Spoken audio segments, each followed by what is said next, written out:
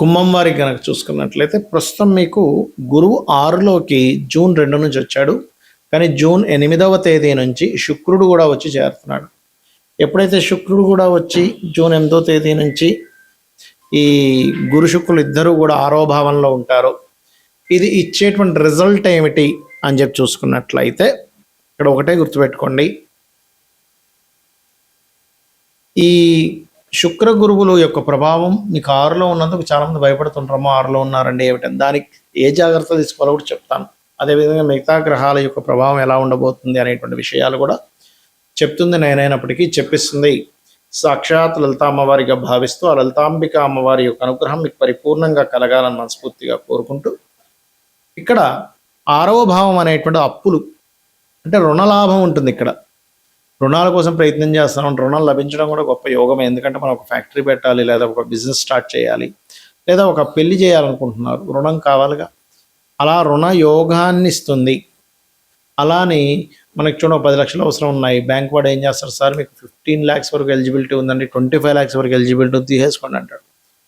తీసుకోవడం చాలా సులభం, కానీ అది తీసుకున్న తర్వాత అది ఖర్చు పెట్టేసిన తర్వాత మళ్ళీ కట్టాలంటే కష్టం. కాబట్టి ఎంత అవసరం అంతే తీసుకోండి. అలాగే మీకు ఏలినాటి శని నడుస్తుంది 2వ భావంలో, కుంభం వారికి శని ప్రభావం. అయితే ఈ శని యొక్క ప్రభావాన్ని గురువు ఎప్పుడైతే 6వ భావంలో శుక్రుడితో కలిసి చూస్తున్నాడో పూర్తిగా తగ్గుతుంది. అంటే ధనపరమైనటువంటి విషయంలో కొంత మీకు వెసులుబాటు కలగనుంది. గతంతో పోల్చుకుంటే ఖచ్చితంగా ఇంప్రూవ్మెంట్స్ అయితే ధనపరంగా వస్తాయి, అందులో ఎటువంటి సందేహం లేదు. ఉద్యోగపరంగా యోగం ఉంది. ఉద్యోగపరంగా కొన్ని మార్పులు కూడా బలంగా చూపిస్తున్నాయి. కాకపోతే ఎట్టి పరిస్థితుల్లో గురువులతోని మరియు స్త్రీలతోని అనవసరమైన గొడవల జోలికి వెళ్ళకండి. గురువుల మూలంగా స్త్రీల మూలంగా అనవసరమైనటువంటి గొడవలు, అనవసరమైన లిటిగేషన్స్ ఏర్పడేటువంటి ఛాన్సెస్ ఎక్కువగా ఉన్నాయి. 6లో శుక్రుడు గురువు ఉన్నందుకు వివాహ నిర్ణయాలు తీసుకునేటప్పుడు కాస్త జాగ్రత్తగా తీసుకోవాలి. అదేవిధంగా కాస్త మీరు కాలభైరవుడి యొక్క అష్టకము, విష్ణు సహస్రనామాలు ఎక్కువగా చేయండి. మరియు నవగ్రహాల్లో ప్రత్యేకంగా మీకు లగ్నంలో రాహు ఉంటూ 6వ భావంలో ఈ 2 గ్రహాల యొక్క కలయిక, సప్తమంలో కేతు ఉన్నందుకు పార్ట్నర్షిప్స్ కానీ వివాహ సంబంధించిన విషయంలో ఎవరైనా ఎంపిక చేసుకునే అంశాల్లో కానీ కాస్త జాగ్రత్తగా ఉండాలి. అదేవిధంగా మరొక విషయం ఏంటంటే ఇక్కడ మీరు గమనించినట్లయితే ఈ గ్రహాల యొక్క కలయిక ఏదైతే ఉంటుందో, అంటే ఈ లగ్న సప్తమాల్లో ఉండే రాహుకేతువులు 6వ భావంలో ఉండేటువంటి గ్రహాల మూలంగా మీకు దగ్గరలో ఏదైనా దత్తాత్రేయ క్షేత్రం కనుకున్నట్లయితే దత్తాత్రేయ క్షేత్రంలో పాలని కానీ, తెల్లటి పుష్పాలు కానీ, గంధము కానీ, పసుపు కానీ ఇవి కనుక ఇచ్చినట్లయితే అనవసరంగా స్త్రీ నుంచి వచ్చేటువంటి గొడవలు రాకుండా ఉంటాయి. మరియు శుక్ర గురువులు 6లో ఉన్నందుకు రుణ సంబంధమైన ఇబ్బందులు కూడా తగ్గుతాయి. ఈ గ్రహాల యొక్క కలయిక అనేటువంటిది గోచారంలో జరిగితే ఒక ఫలితము, మీ జన్మజాతకంలో జరిగితే ఒక ఫలితం అండి. ఇప్పుడు ఇదే గురు శుక్రుడు యొక్క విషయం తీసుకుందాం. మీకు జన్మజాతకంలో ఒక్కొక్క స్థానంలో ఉంటే ఒక్కొక్క ఫలితం ఇస్తుంది. గురు శుక్రుడికి సంబంధించింది. లగ్నంలో ఉన్నాడు అనుకోండి, మనిషి సాటిస్ఫాక్షన్, విపరీతమైన సాటిస్ఫాక్షన్లో ఉంటాడు మనిషి. అంటే ఉన్న దాంట్లో సంతృప్తిగా బతుకుతాడు గురు శుక్రుడు ఎక్కడున్నా ఫస్ట్ అయితే లగ్నంలో ఉంటే మరింత ఎక్కువ అండి. లగ్నంలో కానీ, పంచమంలో కానీ, భాగ్యంలో కానీ ఉంటే వీరు ఉన్న దాంట్లో 10 రూపాయలు వచ్చిన సాటిస్ఫాక్షన్, 100 రూపాయలు వచ్చిన సాటిస్ఫాక్షన్, 1 కోటి రూపాయలు వచ్చిన సాటిస్ఫాక్షన్.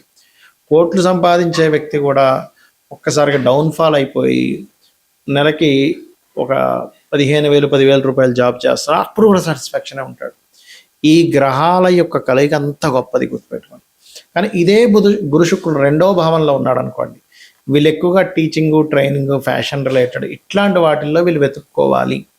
మీ పర్సనల్ చార్ట్లో కనుక గురు శుక్రులు ఇద్దరు 2లో ఉంటాయి. అయితే ఇక్కడ మనం అర్థం చేసుకోవాల్సింది ఏంటంటే మీ ధనాధిపతి యొక్క స్థితి కూడా ఎలా ఉందో చూసుకోవాలి. మీ ధనాధిపతి బాగున్నాడు, 2లో ఈ 2 శుభగ్రహాలు ఉన్నాయి, ఈ లగ్నానికి శుభులు, బాగుంది, కండిషన్ బాగుంది, అప్పుడు వీళ్ళు జన్మించిన కుటుంబంలోనే అభివృద్ధి ఉంటుంది. అదేవిధంగా వీళ్ళు ఫైనాన్షియల్గా ఎప్పుడు ఇబ్బంది పడరు 2లో కనుకుంటే. ఇంకా 2వ అధిపతి పూర్తిగా పాడైపోయి రావుకైతే యాక్సిస్లో పడితే తప్ప, ఆ దశలు రాకపోతే తప్ప, దశలు వచ్చాయి ఒక యుక్త వయసులో అంటే చాలా బాగుంటుంది. 3లో ఉన్నప్పుడు ఏమవుతుందంటే కొంచెం వివరణ ఇవ్వడానికి వీళ్ళకి మంచి స్కోప్ ఉంటుంది, అన్నదమ్ములతో కొంత సఖ్యత ఉంటుంది. కాకపోతే 3వ అధిపతిని కూడా చూడాలి. ఎప్పుడూ కూడా 3లో ఉండే గ్రహాలు 3వ అధిపతి.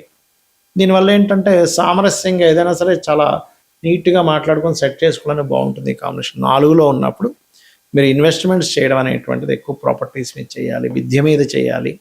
ఎంత విద్య చదువుకుంటే అంత బాగుంటుంది, ఎంత ప్రాపర్టీస్ తీసుకుంటే అంత బాగుంటుంది. ఖచ్చితంగా రెండు ప్రాపర్టీస్ ఉంటాయి. అది కార్లు కావచ్చు, వాహనాలు కావచ్చు, గృహాలు కావచ్చు, ఏదైనా కానీ.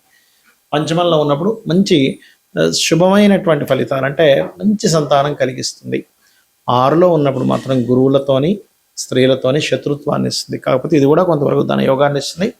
కంఫర్ట్ జాబ్స్ని వీళ్ళు వెతుక్కుంటారు. సప్తమంలో ఉన్నప్పుడు మిమ్మల్ని గైడ్ చేసే శ్రీమూర్తి రావడం, మీకు చక్కగా అంటే అందమైన అమ్మాయి లేదా అందమైన అబ్బాయి, చక్కటి రూపురేఖలు, చక్కటి గైడ్ చేసేవాళ్ళు మీ భాగస్వామిగా వస్తూ ఉంటారు. అష్టమంలో ఉన్నప్పుడు కొంత ఇన్సూరెన్సెస్ మూలంగా కలిసి వస్తుంది. అంటే ఇన్సూరెన్సెస్ కట్టడం, ఇన్సూరెన్సెస్ ఫీల్డ్స్లో మీరు ఉండడము, పిహెచ్డీస్ చేయడము, ఇటువంటి వాటి మూలంగా, లేదా తాతగారి ఆస్తి మూలంగా కలిసి వస్తూ ఉంటుంది.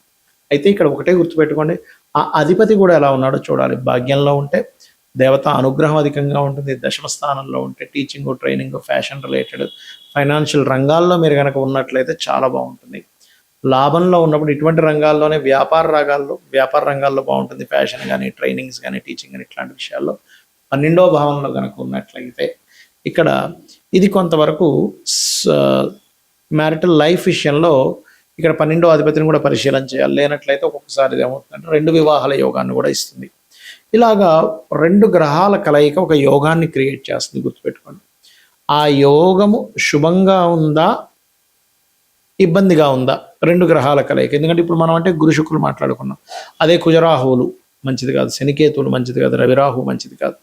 అయితే ఒక్కొక్కసారి మంచి కూడా చేస్తుంది. ఎప్పుడు అంటే అక్కడ పడేటువంటి పోర్ట్ఫోలియో, అంటే ఆ అధిపతి ఎలా ఉన్నాడు, ఆ గ్రహం యొక్క బలాబలాలు ఎలా ఉన్నాయి, మహాదశలు అంతర్దశలు ఎలా ఉన్నాయి, నవాంశ చక్రంలో ఉండేటువంటి బలం ఎలా ఉంది అనేటువంటి దాన్ని కూడా మనం పరిశీలన చేయాలి. అయితే ఏ గ్రహాలు ఎక్కడ ఎలా ఉన్నా ఒకటే బాగా గుర్తుపెట్టుకోండి, మీరు గనక లలిత అమ్మవారిని నమ్ముకొని లలితా సహస్రనామాలు నిత్యము చేయగలిగితే మిమ్మల్ని ఆ అమ్మవారు ఒక తల్లి బిడ్డని కాపాడినంతగా ఖచ్చితంగా అదే విధంగా కాపాడుతుంది.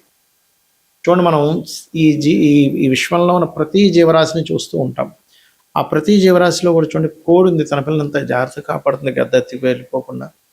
అదేవిధంగా ఏ జీవరాశి అయినా సరే, కోడి దగ్గర నుంచి, పక్షుల దగ్గర నుంచి, క్రూర మృగాల దగ్గర నుంచి, ప్రతిదీ కూడా ఎలాగైతే కాపాడుతుందో అంతే విధంగా మీకు అమ్మవారి యొక్క ఆరాధన కనుక చేసినట్లయితే మీకు ఒకటి నిత్యము చేయడం వల్ల మీకు కష్టాలు ఉన్నా సరే దాన్ని అధిగమించేటువంటి శక్తి వస్తుంది, గుర్తుపెట్టుకోండి. ఏమైపోతుందో మహా అంటే సరే ఇప్పుడు కష్టపడించాను, రేపు పొద్దున సుఖపడతాను కదా అని తెలియని ఒక మనోధైర్యం పెరుగుతుంది. రెండవది, దాన్ని ఎలా హ్యాండిల్ చేయాలో తెలుస్తుంది. ఒక సిచ్యువేషన్ వచ్చినప్పుడు హ్యాండిల్ చేయడం తెలియాలి, ఎలా హ్యాండిల్ చేయాలి దీన్ని. మూడవది ఏంటంటే ఆ కష్టము ఖచ్చితంగా మీ జీవితంలోంచి తొలగిపోవడం జరుగుతుంది. ఈ 3 ఖచ్చితంగా మీరు అమ్మవారి యొక్క ఆరాధన చేయడం ద్వారా తొలగిపోతాయి, గుర్తుపెట్టుకోండి. అయితే ఇక్కడ మనం అర్థం చేసుకోవాల్సింది, ఇలాంటి కాంబినేషన్స్, అంటే ఒక మంచి కాంబినేషన్ ఉన్నప్పుడు గోచారంలో గ్రహాలు గనక అనుకూలిస్తే చాలా అద్భుతమైనటువంటి ఫలితాలు వస్తాయి. ఒకటేసారి మనం చూస్తూ ఉంటాం, చూసారా, కోట్లకు వెళ్ళిపోయాడండి అని. అలా కాకుండా బ్యాడ్ కాంబినేషన్స్, ఇందాక మనం చెప్పుకున్నట్టుగా శనికేతువులు కానీ, రవిరాహులు కానీ, కుజశని కానీ, కుజబుధులు కానీ, లేకపోతే కుజరాహు కానీ, చంద్రరాహు కానీ, ఇలాగ శని రాహు కానీ, ఇలా కొన్ని బ్యాడ్ కాంబినేషన్స్ ఉన్నప్పుడు ఆ గోచారంలో ఉండేటువంటి శని కానీ, రాహు కానీ, కేతు కానీ ప్రతికూల ఫలితాలు వచ్చేటప్పుడు మాత్రం మీరు నవగ్రహాల దగ్గర దీపారాధన చేయండి. లేదంటే ఏ పాపగ్రహాల వల్ల కలిసి వచ్చిందో ఆ పాపగ్రహాల దగ్గర దీపారాధన చేసి అప్పుడు లలిత చదువుకోండి. అప్పుడు దాని మూలంగా ఏమవుతుందంటే మీకు ఖచ్చితంగా మీరు ఏదైతే ఇబ్బంది పడుతున్నారో ఆ దోషం తొలగిపోతుంది. అయితే దీంతో పాటు ఎప్పుడు కూడా గుర్తుపెట్టుకోండి, ఇంట్లో ఉండేటువంటి వాస్తు కూడా ఎలా ఉందో చెక్ చేసుకోవాలి. మనకు ఆల్ ఆఫ్ సడన్గా చాలా ఎక్కువ ఇబ్బంది వస్తుంది అంటే నైరుతి పాడైందని అర్థం. ధనపరంగా ధనం అసలు ప్రొడ్యూసే అవ్వట్లేదు అంటే ఆగ్నేయం దోషం అయిందని అర్థం. అంటే ఏం లేదు, పెరగడం లేదా తగ్గడం, అక్కడ పెట్టకూడని వస్తువులు పెట్టడం, నీరు ఎక్కువగా పెట్టడం ఆగ్నేయంలో జరుగుతుంటుంది. అసలు ధనం ఎప్పుడు నిలబడదండి, ఉత్తరం పాడైంది. ఎప్పుడు రోగాల బారిన పడుతున్నాం, వాయువ్యము లేదా ఉత్తర ఈశాన్యం పాడైంది, ఉత్తర ఈశాన్యం పాడైంది. ఆలోచన విధానం దెబ్బతిన్నది, ఈశాన్యం పాడైంది. సంతానం సరిగ్గా సఖ్యత లేదు, ఈశాన్యం పాడైంది. సమాజంలో సరైనటువంటి ఇది లేదు, తూర్పు పాడైందని అర్థం చేసుకోవాలి. ఇది చేయండి, అన్ని విధాలా మీకు బాగుంటుంది.